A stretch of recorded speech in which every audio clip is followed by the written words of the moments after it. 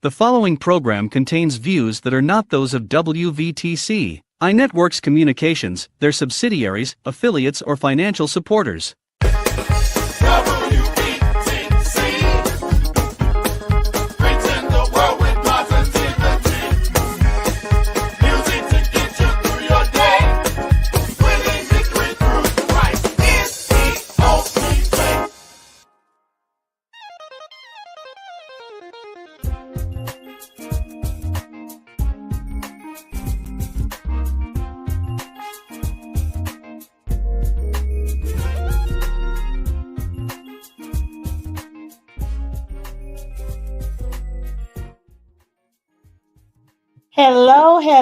Hello, and welcome to the Phamily Phirst podcast. As you can see now, it looks a little bit different today. So this is not our regular setup. I am here with my special guest, my sister, Dr. Deirdre Henderson. Thank you. Thank you. Excited to have her. She is going to be with us this evening since the hubby can't be here, Pastor Jones. He is out of town, and so it's just going to be her and I today. And we have a couple of different things that we're going to discuss. And so we're going to get right into it. Let's get started.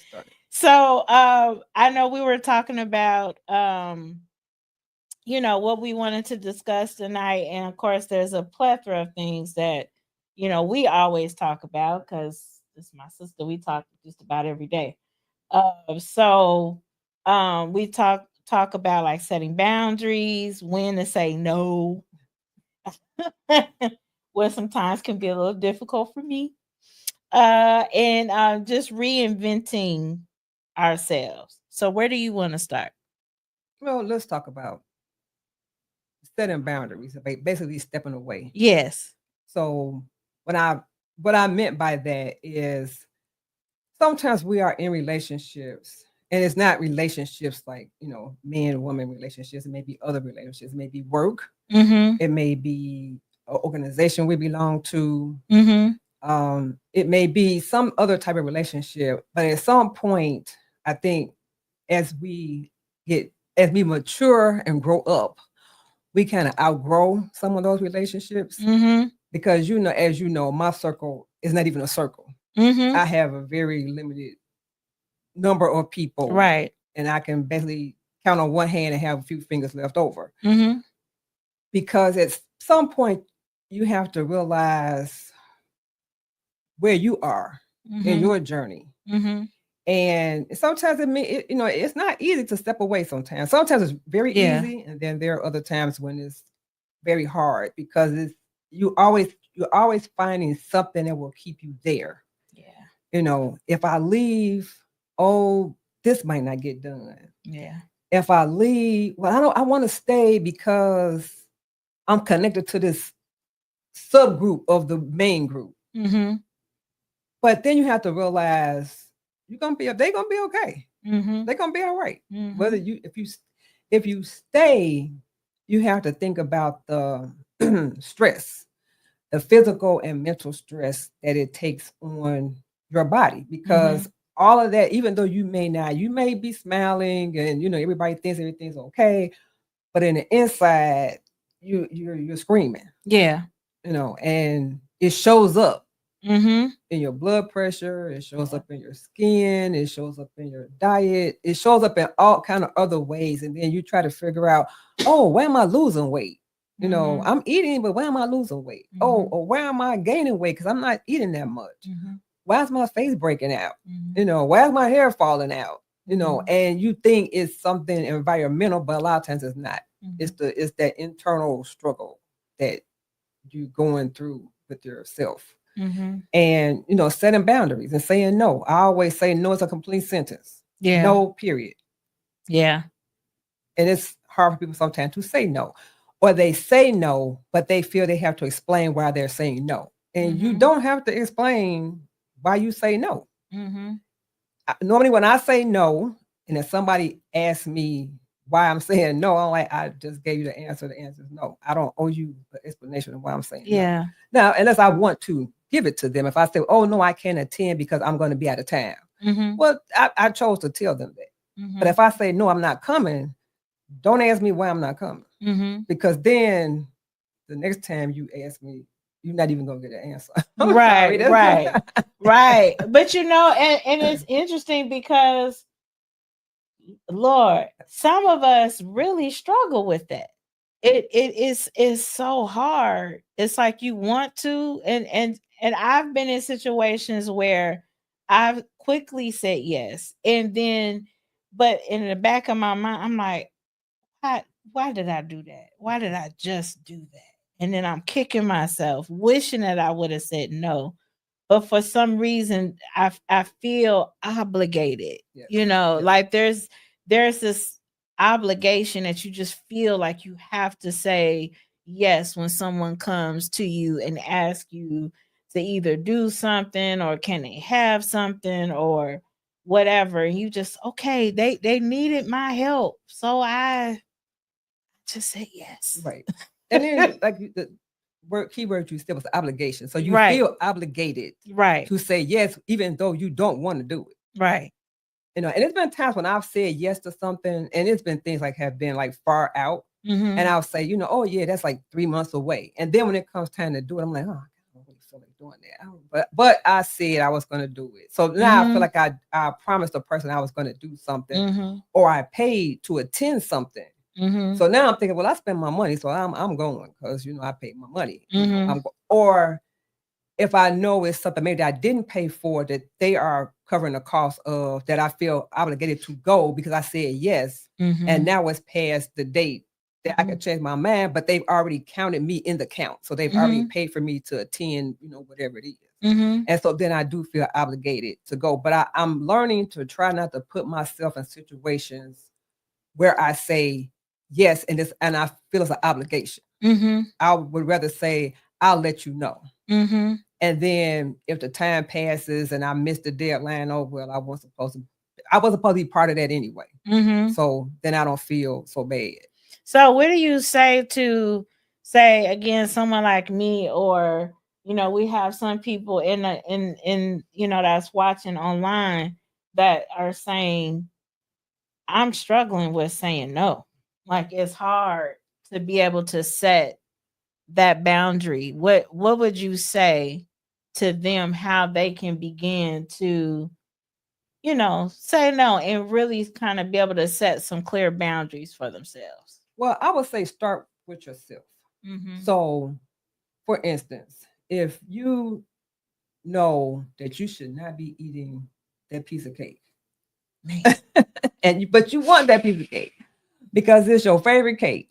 And so, and I find this happens a lot with me. Like my mother, and I always say she like try to sabotage what I eat. Like she knows I don't eat certain things, or I don't eat certain things often. So she'll come home and say, "Oh, I went to so and so bakery and I bought you a slice of key lime pie."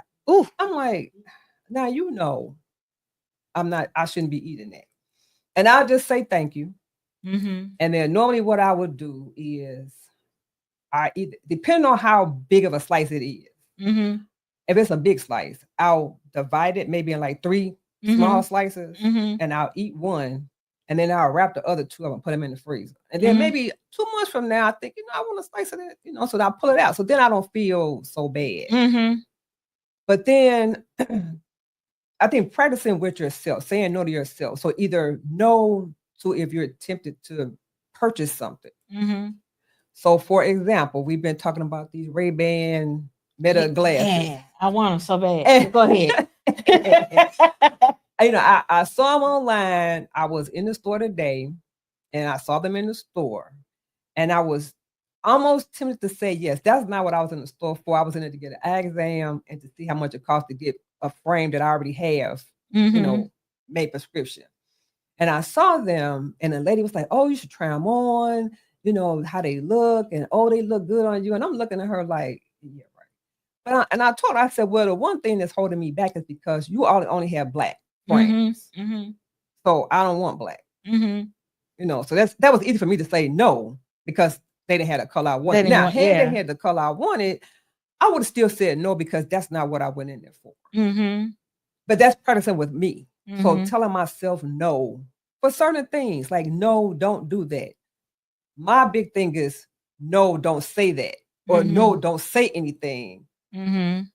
You know, they always say pick your battles. Mm-hmm. So a lot of times when my response will not probably be the nicest response, Mm-hmm. I just don't respond. Mm-hmm. You know, but that's something I had to practice because for a Mhm. long time I would just say whatever, just Mhm. whatever I thought, it just came out, and Mhm. however you took it, that whatever, you know, I didn't really care. Mm-hmm. But then, you know, as we get older and, you know, we start growing up and you think about, well, if somebody said that to me, how would I feel? Mm-hmm. But then I always think I wouldn't put myself in this kind of situation. But that's just Mm-hmm. me. Mm-hmm. But I think practicing, the biggest start is to practice with yourself. Mm-hmm. So practice saying no to yourself, Mm. regardless. Even if it's just get up in the morning, look in the mirror and just say no. And see how you feel saying no. Mm-hmm. You might be surprised at how you feel saying no. Mm-hmm. You might not feel that guilt or that obligation. You know, it feels good to say no. You know, I mean, there are some people we can't, it's hard to say no to. Mm-hmm. You know, our spouses, our children, Right. My case, grandchildren. Mm-hmm. You know, it's hard to say no to them. Right. But then there are times when the answer is just obviously no, because, you know, I'm not going to let you go, you know, ride your bike down those stairs. No, Right. you can't do that. Right. Now, I could say, go ahead. Right. Right. But I know now we're going to have to end up in the emergency room somewhere, you know, but it's certain things that, like I said, that saying no is just, I mean, it's just, you have to look out for yourself. Yeah. And it's not about other people.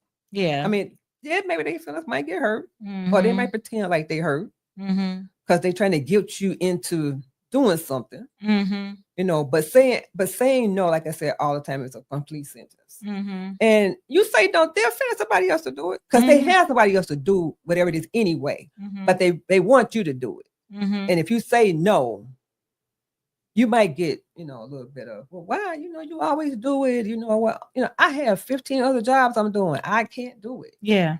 You have to ask somebody else. Yeah. And not even say, well, if you can't find somebody else to do it, I'll do it. Because then if you say that, you're going to end up doing it because they're not going to look for anybody else. Right. They're going to wait. And say, okay, well, I'll let you know. Yeah. And a day later, well, no, I couldn't get anybody else to do it. Well, they didn't look for somebody else to do it because you already gave them out.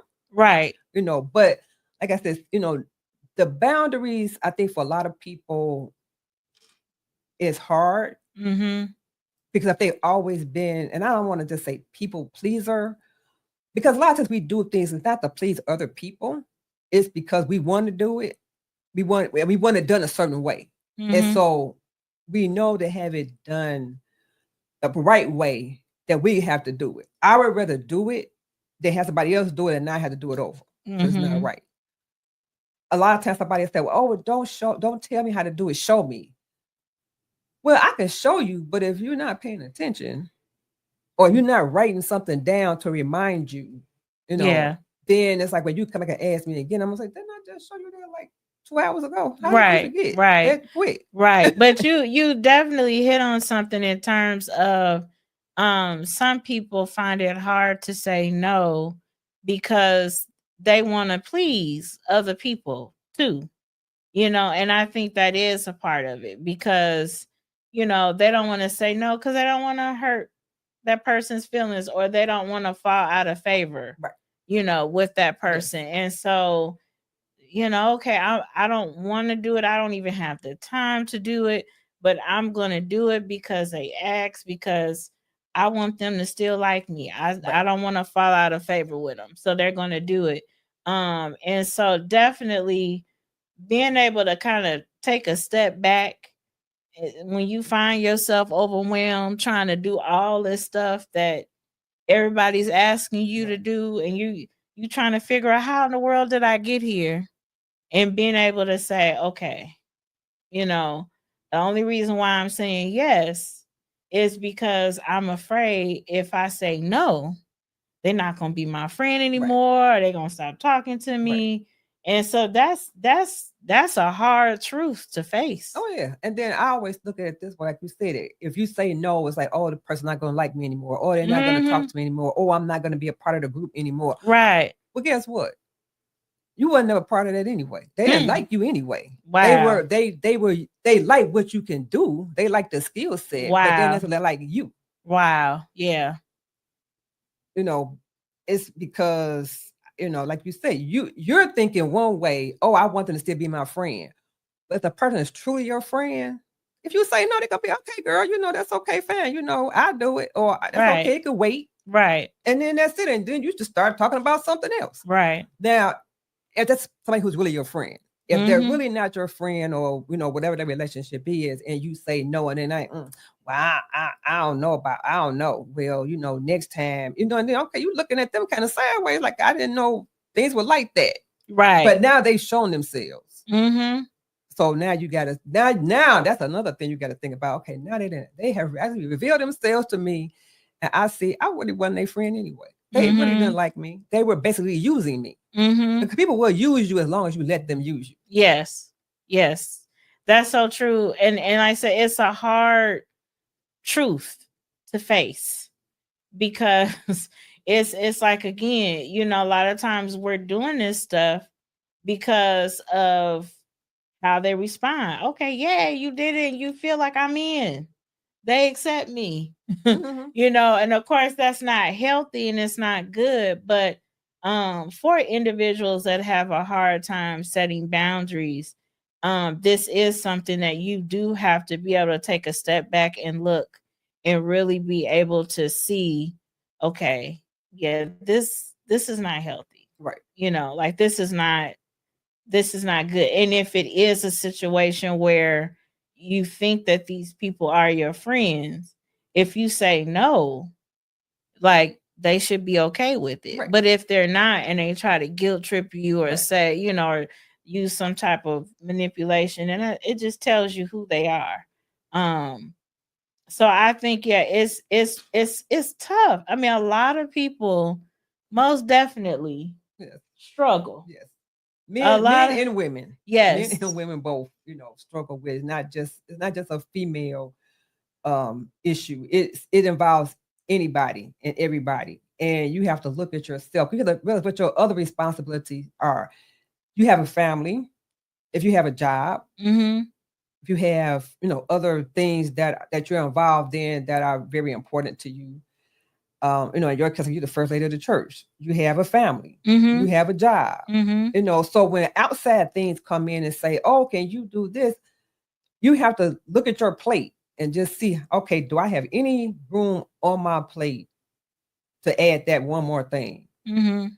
But then you have to also factor in, if there is room on your plate, that time should be for you, for you to just go and do something for you. If it's just to relax, like, even is it worth doing? Yeah, is it worth adding to your plate? Right. I mean, if you have that little sliver of part on your plate, and somebody wants you to add something to it, you think about, do I really want to do that?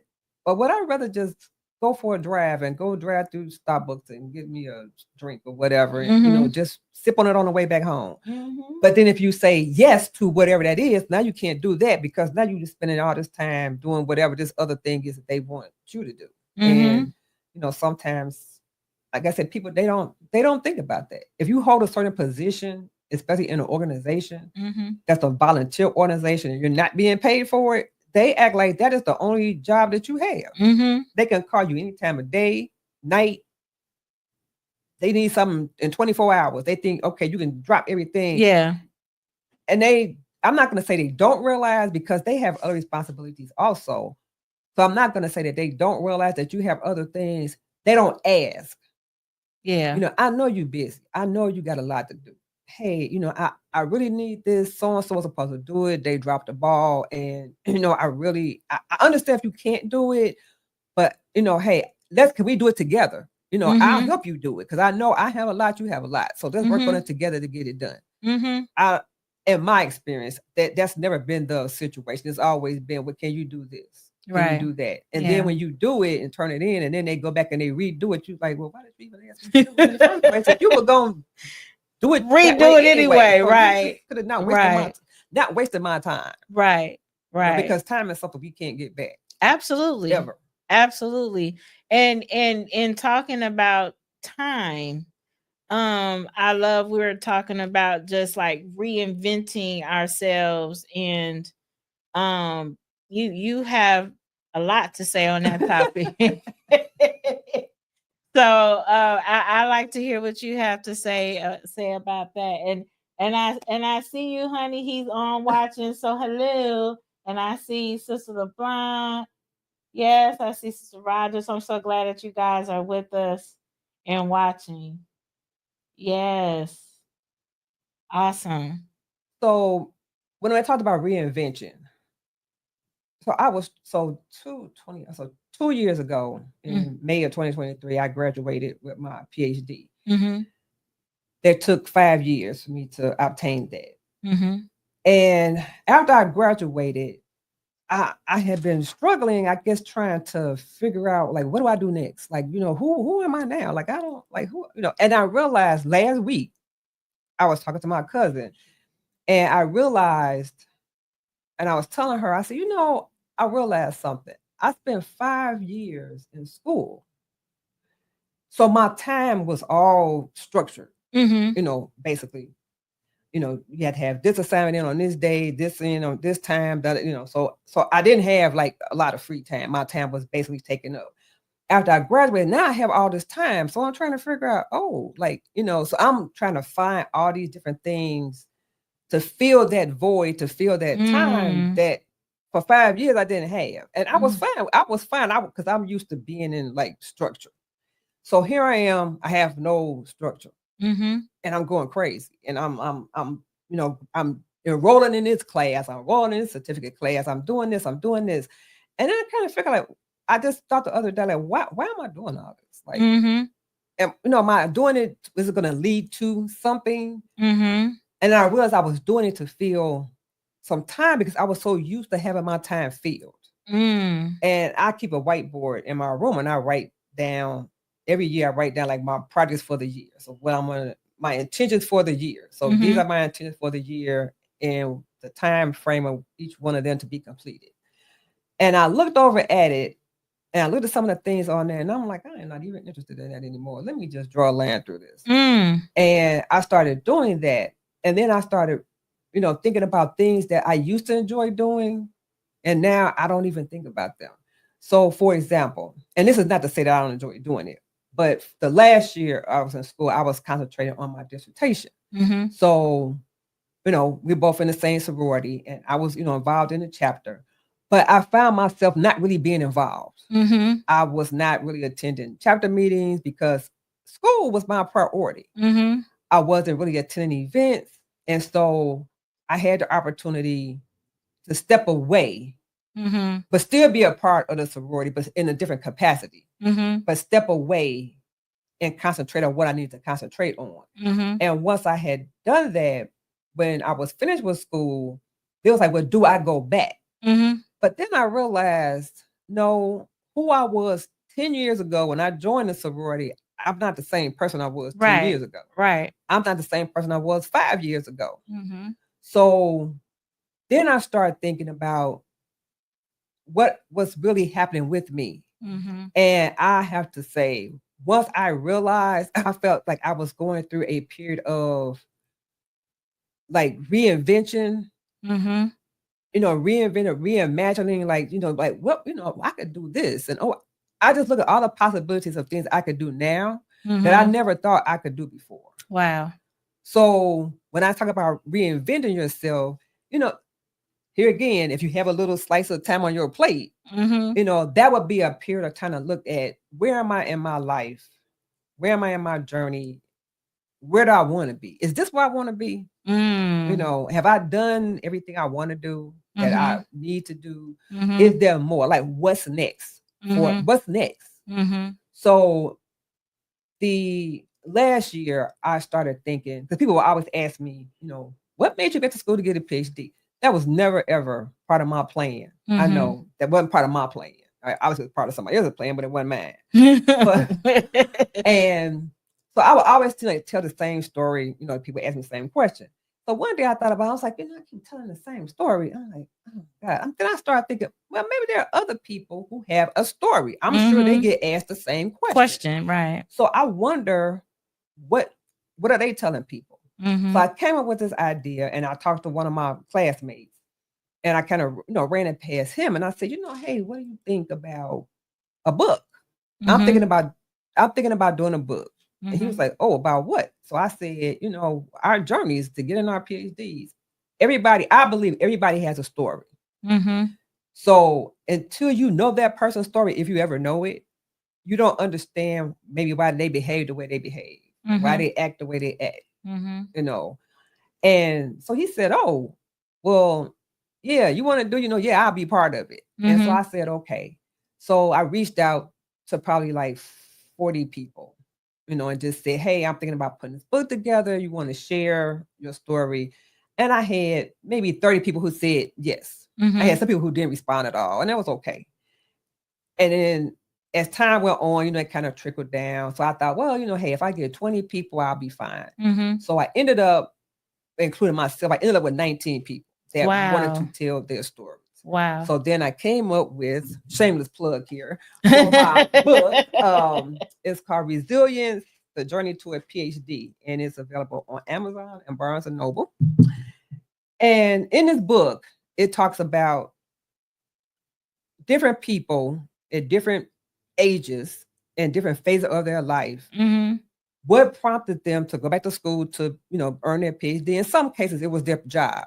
So it's like, okay, they had a particular job and they wanted to be promoted, but they had to have a PhD. Gotcha. And so that was prompted them to go back to school. A couple of them were like adjunct professors, and they wanted to be tenured professors. So they needed the PhD, and that was why they went back.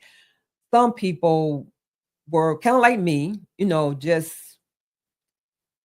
my story is a little different. Because like I said, it never was part of my plan. My plan was always to go to school to be a lawyer. So I always wanted to go to school to be a lawyer. That hasn't left my mind. I'm still contemplating that. So we'll see where that leads to. But, and I always said, oh, I'll never get a PhD. The only way I get a PhD is if I do something great and somebody gives me an honorary PhD. Then I learned that wasn't really all that they all was, they all meant to be. Just a piece of paper. So I was like, oh, okay, well, maybe I don't want that. And there are some, so in the book, it's a lot of different stories that I think everybody can relate to. Some people, it took me 5 years. I think it's one person, it took him 12 because he had, life. He had some health challenges of his own, some other health challenges in his family, people they've gone through divorces while they were in the program. One person in the book, she did everything you're not supposed to do when you get a PhD. You're not supposed to get started a new job. You're not supposed to move to a new city, and you shouldn't have a baby. And she did all 3 of them while she was earning her PhD. Oh, wow. It's another person, he talked about starting a program and like 2 weeks into the program, getting laid off from his job. The job that was going to pay for the PhD. Wow. But he didn't stop. He continued on, and he graduated actually this year, in May of this year. So when I talk about reinventing, a lot of times I think we don't realize it. And I've been hearing this word a lot since I wrote this book.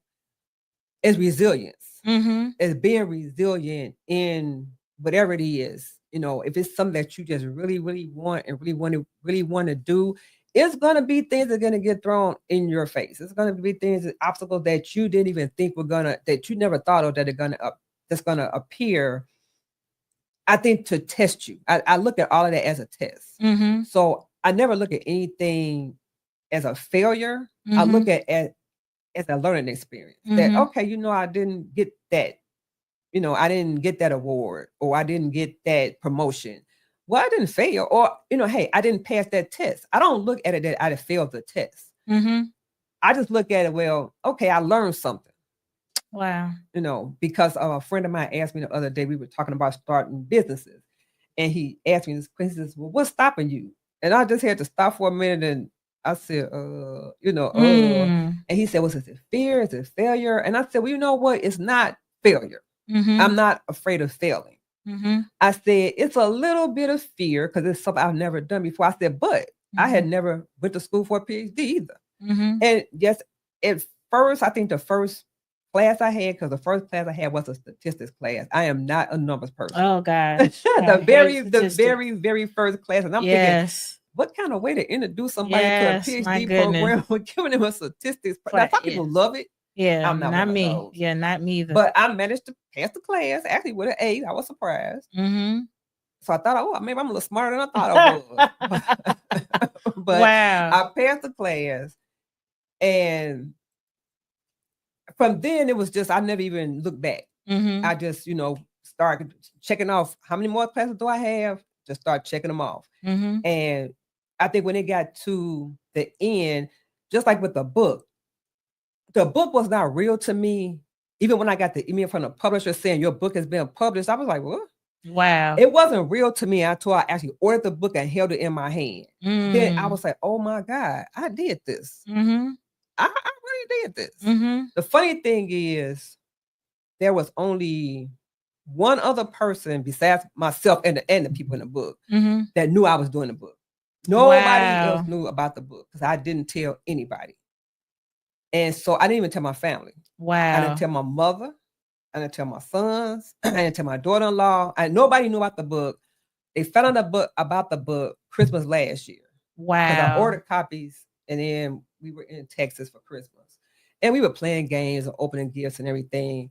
And I said, oh, one more thing, and they were like, what? And I said, yeah, I know you all probably been wondering what I've been doing since I graduated, because you really haven't heard that I've been doing, what I've been doing. So they all sitting there looking like, what's she getting ready to say? Because nobody knew I was going to go to school to get a PhD. Right. Until I actually had the letter that I was accepted. And then I held the letter for a month before I even told them. Wow. But so when I pulled the book and I said, oh, I did this. So they were like, you wrote a book? They were like, oh my God, and so it was so funny because I have two sons. So my younger of the two, he's not young, he's 31, but he's the younger of the two. And he was like, Mom, I am so proud of you. I am so proud that you did this. And that made me feel some kind of way. I was like, and that's what I was going to ask. Like, how did it feel to not only, because you, like you said, you didn't see yourself getting this PhD, going through this program. So not only did you accomplish that of getting your PhD, but then also doing this book. Like, how did you feel now? Because of course, starting, it's hard enough. And I remember when I went back to school, people looking at you like, why you, like, you too old to be, in school. I remember that, and you got kids. It's like, how you going to school and you got kids and things like that. So I remember that feeling of finishing, especially my master's program, and just feeling like, wow, I did it. How exciting that was. So how did it feel to really be able to look back and like, wow, look at what I was able to accomplish? I didn't see that. Yeah, when I earned a PhD, even though you finish the program, and all of that, and then like at my school, we have like an in-house like graduation ceremony, so you go through that. But they tell you, okay, it's really not conferred into graduation or whatever until you're hooded. And so standing there, having the president of the college, hood me, and then having my whole family there, including my grandsons, who one at the time probably didn't even know what was going on. Right. And the other one, seeing this and thinking, wow, I did this. But I think my proudest was because I was even able to share it with them, that they were there to see me do this, to see me accomplish this. The book, like I said, I don't know. I think the book was like a little bit bigger than finishing the PhD program. Because I think people knew I was in the PhD program, but they didn't know about the book. So the book, to come and say, hey, I did this. And, and then for my son to say what he said. And then my oldest son is very quiet. So he looked at it. He didn't say anything, but I looked at him and he was just nodding his head, wow. like that. And I thought, okay, I could have did something. So now I kind of feel like, oh, I could do anything. Wow. I've had opportunities come to me that I never foresaw coming my way. Wow. Like working with the church, working with Grace. I never saw that. I know the pastor had kept saying to me, it's something, we gonna work together. I got something, and I was like, oh, okay. I'm not thinking, I'm like, okay, like, I don't know what that is, but then I found out, last year what that was. And so we've been working on that. And I've learned a ton. I've learned so much from that experience, that is going to benefit me, moving forward with anything else that I do. So, and I think, like I said, with being resilient is part of being reinventing yourself. And at some point, I think we all go through that when we're 20, 30, when we 40, we all go through something. We don't realize that's what it is, but that's what it is, that you find you're actually reinventing yourself. And that's a good point, because you realize, like, at every stage of life that you go through, because I think I find myself going through that now. Now that, okay, I have my big three, they are in college doing their thing. And so now I just have the small two at home.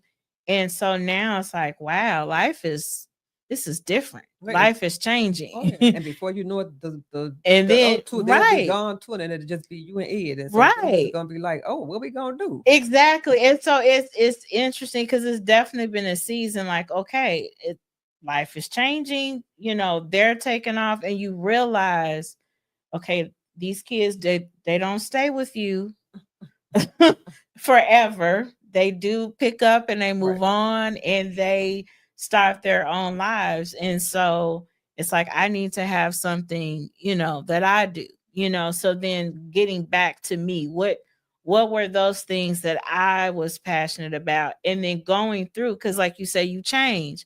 Things that you liked 10 years ago, it's different now. And then you discover new things that you're passionate about and that you want to do. So it's just awesome to hear your story. What is something that you can say, especially for those who are watching, what is something that you can say that will encourage people? Because I tell you, it's hard. I think when you are faced with, okay, life is changing, I need to do something different. I know I need to do something different, but I don't know what. And I know I need to do this, but I don't know how to get started. Because it's one thing to know that you have to do something or want to do something, but it's something altogether to actually take that step and do it. And I think that's what I'm always so encouraged by you, because you knew, like, okay, this is what I want to do. This is what I need to get it done. And you did it, and I think those steps for some people, again, can be hard, because it's like you see it, but it feels like a mountain. Right. Yes, that's true. How in the world do I climb this tall mountain to be able to accomplish that goal? Right. My answer would be, and this was kind of a conversation I had with one of my friends from school, because he and I talk every week. And I was telling him, I was like, some years ago, I don't remember how many years ago it was, Steve Harvey, of all people, wrote this book called Jump. And I read the book, and I think back now, you just have to do it. You just have to take that leap. You just have to jump. Just take that jump. I mean, if you jump and you fall, okay, well, whatever, that happened. And that's the scary part. But I'm just saying, right? So I'm just saying, but if you never do it, it's always going to be in the back of your mind. I wonder what would have happened had I done this. I don't say I have regrets. I have things that I wish I had done that I didn't do, that I wonder now, well, what if I had done that? Wonder what that would look like now. So I don't regret it, because the one thing that I would I used to say when I was young, like that I never would have kids. Oh, I don't want any kids. I'll never have kids. If I had kids, I'm gonna have one, and that's gonna be it. I cannot imagine my life without my son. I mean, as much as sometimes they drive me crazy, Right. but I just could not imagine my life without them because they taught me so much. The one thing that they definitely taught me was patience because I had none before. I had no patience. Yeah, kids gonna teach you patience. Before I had, and I was kind of selfish because I was the only child, so I was kind of selfish. But having my sons, you know, that was a reinvention that I would have never seen coming. You know, and I thank God for, you know, allowing me to be their mother. And because, like I said, they taught me so much. You know, the reason why I went back to school even to finish my bachelor's degree was because of my younger son. Wow. Because I was coaching his high school bowling team, and I was always preaching to the young men, you know, about going to school and getting education, and you a young black man, and da da da da. And one of them said, "Well, coach, what you get your degree in?" And I'm looking at him like, I got like 200 credits, but I don't have a degree." Wow. Wow. And I told my younger son, I said, when you go to school, I'm going to go back to school to finish. And so it's going to take you 4 years. It's going to take me, I don't know how many at the time. I said, we're going to graduate together. Well, I held on my end of the bargain. He didn't. He did go to school. He just didn't finish. But then once I started, you know, I thought, well, you know, why stop here? And then I wanted to do something. I would say, I wanted to be an adjunct professor. And my friend said, you know, you need a master's degree for that. And I was like, oh, geez, okay. So I went back to get that. And by the time I finished it, I didn't even want to be an adjunct anymore. And so then, like I said, the whole PhD was something that was never part of my plan. It was never in my thought process. It was never part of anything I ever said. And it was two people who I know, they don't know each other. As far as I know, they've never met each other. But they were always calling me Dr. Henderson. And I kept saying, don't call me that. You only call people that if they actually earned it. So don't call me that. And so it was one day, I talked to both of them at different times of the day in that week. And they were saying the exact same words, which was really scary to me because I'm thinking, how does she know he said that? Because she wasn't on the phone with me when I was talking to him. Wow. So, and I mean, the exact same words for verbatim. So then it was like a little scary because I'm like, wait, hold on. What's going on here? Then I said, oh, I get it. Okay. I get it. You know, I get it. So I told them, I said, I'm going to apply to some schools. If I get accepted, I'll go. If I don't get accepted, that means I'm not supposed to do this. So they were like, okay. So I got accepted. Didn't tell them, of course, right away. And then, you know, the rest basically is kind of history. So, you know, when they say you want to make God laugh, tell them your plans. Well, like I said, my plan was to go to law school, and then look what happened. Yeah.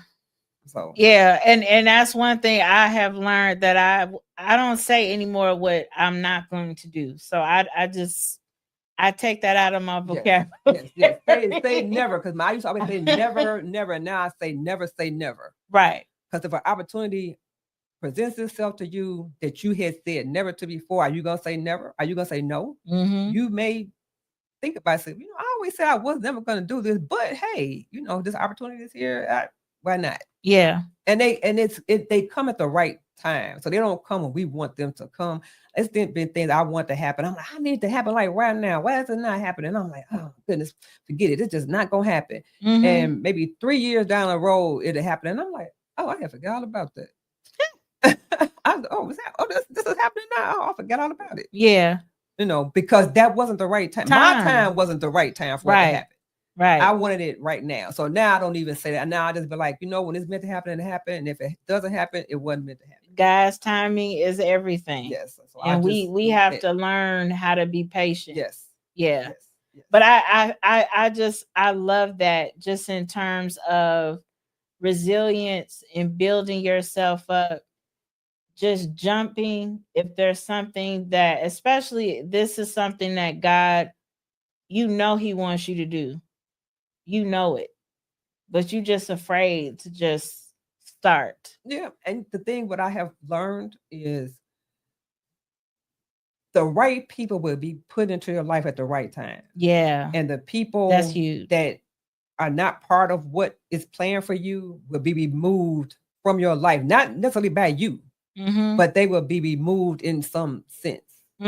Because it took me almost like a whole year to call myself doctor. I would never say that. I would never call myself doctor. You know, I would just say, you know, oh, I have a PhD. And people say, you got a PhD? I didn't know you had a PhD, Dr. Henderson. And I'm like, you know, kind of. And my coach told me, she said, the most powerful thing you have is those 3 letters after your name. And she would say, start calling yourself doctor. And I said, oh, okay. You learned it. I said, oh, okay. And so I did. And I mean, I know like her story, as far as her getting her PhD, I know her story. And so when she told me that, I was like, oh, okay. And this was somebody who I never saw being a part of my life in the way that they are a part of my life. You know, I would have never saw that. 10 years ago, I would have never seen that. Wow. And that's something powerful too, just having the right people be or just come alongside you as you're going through that process is so important. Yeah, it is. It's, you know, and the one thing I try to do is I try to be for somebody what I wanted for somebody to be for me.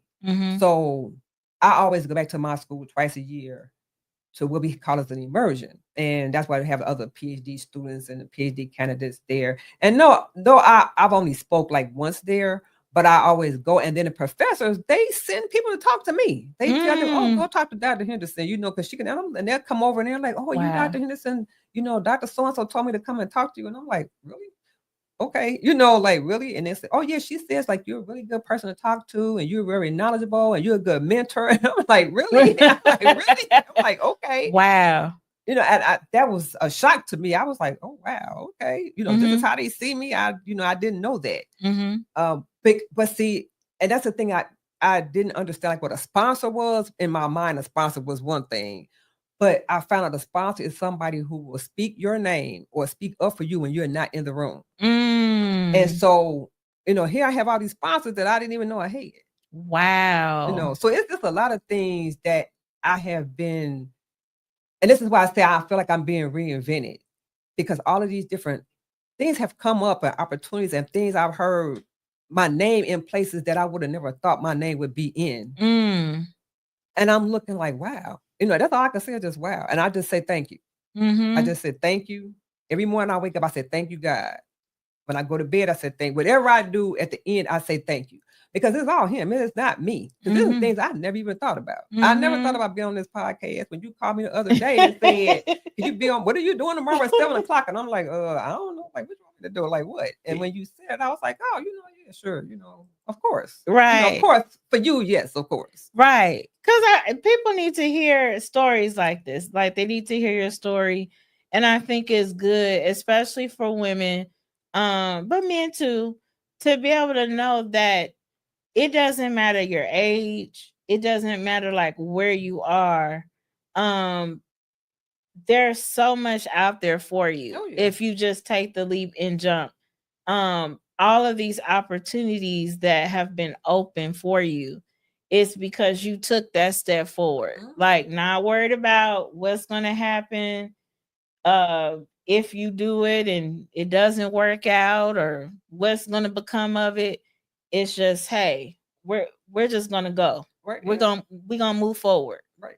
That's it. Yeah, that's all. I just look at it, you know, I just look at it like I said, our opportunities have come my way that I would have never thought of. I would have never, I couldn't even plan them. I wouldn't have been, they're not on my whiteboard. I'm putting it like that. Right. They're not there. It's some other things on the whiteboard that I want to do.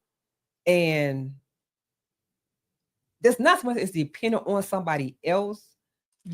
But as time goes on, they kind of seem a little less important to me than they were before. You know, so, and they were more personal kind of achievements that I wanted to do. And I'm not saying I'm not still interested in doing them. I am, but it's just, you know, I have other things that have taken like a priority and they've kind of taken a back seat. And for now, they're not they're on the shelf. They Mhm. not in the back of the shelf. They, still on the front. Mhm.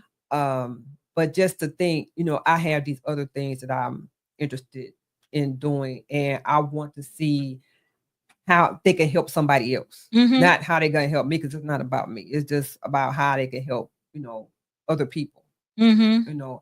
Especially women. I mean, I'm not being chauvinistic, but the thing is that my target audience, I guess, has been mostly women, Mhm.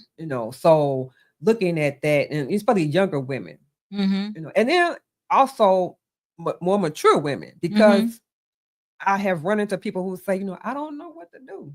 I don't, Mhm. where my kids are gone, they moved away, so I'm just here. I have my really, really good friend. She's gonna retire, I think, in like 2 or 3 years or something. I'm like, well, what are you gonna do when you retire? She's like, I don't know. And I'm thinking, well, you should start trying to think about that. I mean, you can only shop so much. You can only return. You can only return things so many times. I don't know. I don't know now. I don't know. I mean, you can only travel it so much. Ooh. So I'm like, what are you gonna do? Like, you have interest. Like, you always said you wanted to be an interior designer. Like, why don't you go to school for that? They have some classes at the junior college for that. Why I don't want to do that anymore? Okay, well, what do you want to do? I don't know. And I'm like, no. I just said, oh, okay. Yeah. I'm like, okay, well, I'll talk to you later. And I just keep on doing what I'm doing. Right. Because we don't have the same interests. So it's Mhm. not like I'm doing something and she said, hey, hey, show me how to do that. Or I'm interested in doing, we don't have that type of interest. We have interest. We do have some same, but not like that. So I don't know what she's gonna do. Right. Well, you have some people that, especially when they retire, there, because you are retired. Of course, you retired. How many years ago? It's been 7. So I retired like 2 weeks after I started the PhD program. Okay. So I retired in 2018. Yeah, so it's been 7 years. It don't even sound like it's been 7 years, but it's been 7 years. Yeah. So I mean, I think sometimes when people, especially when they retire, they feel like, okay, this is it. I'm not working. I'm not doing nothing anymore. I'm just chilling, and that's it. And some people are good with that, but definitely, I love your story that there's still more. Oh yeah. Like there's still more. Like you don't have to say, okay, after retirement, this is it. But there's still more. And regardless of where you are, whatever stage you are in your life, you still have time to better yourself.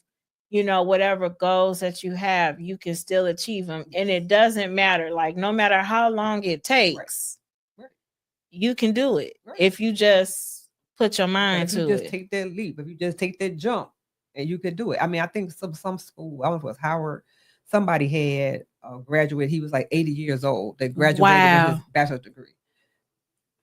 So I mean, people can, oh, I'm too old. No, you're not. You're not too old. You're not too old to do anything. Yeah. If you want to do it, you're not too old to do it. So so don't put age, don't put a number on something age-wise to say I'm too old to do this. That's good. Because you're not. That's now, good. I mean, you may be too old to wear some certain things, but that's another story. But yes, exactly. But I love it because I think too, even now, and I was having a conversation with someone just recently, how sometimes you're so busy going, and then you look up and you're like, oh my gosh, time is just, time is flying. Yes. And then you think, like, okay, what have I done? Like, I didn't get this done, or I didn't do that. I didn't accomplish that. I said I was going to do that like 5 years ago, and I didn't accomplish it. And so then, you start to be down on yourself, and you get angry, you get upset, or you see other people that might be doing some of the things that you want to do. And you like, man, I'm just not there yet. And I think, again, hearing your story it goes to show that it's never too late to, no matter what, to jump in there and start working on achieving whatever it is your goals are. It's never too late. No, it's never too late to do that. And with things the way they going now, some people might look, oh, I can't do that because this is going on. Don't let that stop you. Yeah. If you want to do it, you'll find a way to do it and to get it done. And like I said, just being, resilient, that's a big word for me. Being resilient. And like I said, like you said, you look back and you say, oh, I didn't do this 5 years ago. Oh, I didn't do that. Well, okay. Well, are you still interested? Maybe you're not even interested in something that you did 5 years ago. Mm-hmm. Even though you didn't finish it or you didn't start it, Mm-hmm. it was a thing 5 years ago. It's not a thing now. Mm-hmm. So I'm, okay, fine, you didn't do it. You Mm-hmm. weren't meant to do it, but it's something else. And like I said, I think we kind of always reinventing ourselves. And I definitely, after I realized what I was going through, Mm-hmm. and guess what? I mentioned it to my cousin, and she said, "Oh my gosh," she said, "You're right. I didn't think about it like that." Because she and I talk a lot too. And I just mentioned to her one day, I said, I know what's wrong with me. And she was like, what you mean what's wrong with you? And I said, I was trying to figure, I feel like I'm going crazy. And she was like, what? And I said, no, I realized, I was sitting down and I said, I realized, no, it's because for 5 years, my whole life was kind of structured and now it's not. And I'm used to being structured. And she said, yeah, you've been like that your whole life because she's my first cousin. Mm-hmm. We're 2 years apart, so she knows. And she said, you've always been that way. And I said, yeah, that's why I was like, oh my God, what's wrong? And she said, yeah. I said, yeah, you're right. She said, I never thought of it that way. Mm-hmm. Because, she has a whole nother story. Mm-hmm. Her story is so amazing. Mm-hmm.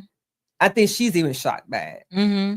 And, because we talked and I was bringing things up to her and then she said, I never thought about it like this. She said, you got me thinking about, different things, Mm-hmm. and where I am now. And I said, yeah, until you realize what's happening and then, or you don't, and somebody starts speaking it out, then you start thinking about, what, I'm going through the same thing, Mm-hmm. Because like I said, she retired, I think 2 years ago, Mm-hmm. and she has completely reinvented herself. Mm-hmm. I mean, from what she was doing work-wise back to really what she went to school for, Mm-hmm. which she got her degree in. Mm-hmm. And that's amazing. She's found a whole nother life, a whole nother audience. And it's funny because she said, I never knew this was a thing. And then I found out this Wow. a big thing. And so now she's part Wow. of this big thing. Wow. But I just want to be, I think if somebody asked me what I want my legacy to be. And I would say, I want my legacy to just be that I inspired somebody, if it's just one person, to just do something that they may have never thought about doing. Mm-hmm. And don't be afraid. Yeah. Just do it. Just be inspired. Just feel that you can do anything, and whatever happens, just be resilient and work your way through it. Yes. Well, I appreciate you so much, my sister, for being here. Well, thank you for having Dr. me. Henderson was here, and she just really shared.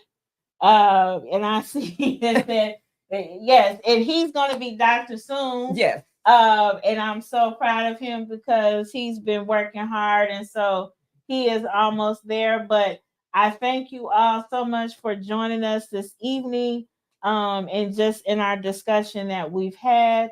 Now I just want to put this shameless plug in there. Come see us, see me at Grace Missionary Baptist Church on Sundays, where you'll see myself and Pastor Edward Jones. We're there at 16650 Crawford Avenue in Markham, Illinois. We have service every Sunday at 10:30 a.m. So come and join us, the Grace Station, where we are transforming lives and building the kingdom. Again, thank you all for joining us this evening. Be blessed. Have a wonderful evening. See y'all next week.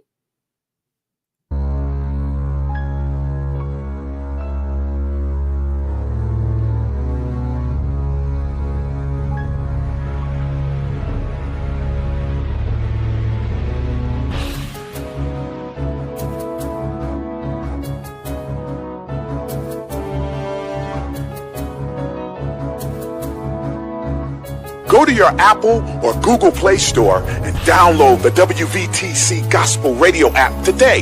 You can also say, Alexa, play WVTC Radio Skills. Would you like to play WVTC Radio Network? Absolutely. Download it today. views made on the preceding program are not those of WVTC Radio, iNetworks Communications, or their financial supporters. Winning victory through Christ, WVTC, also Chicago, and iNetworks Communications Station.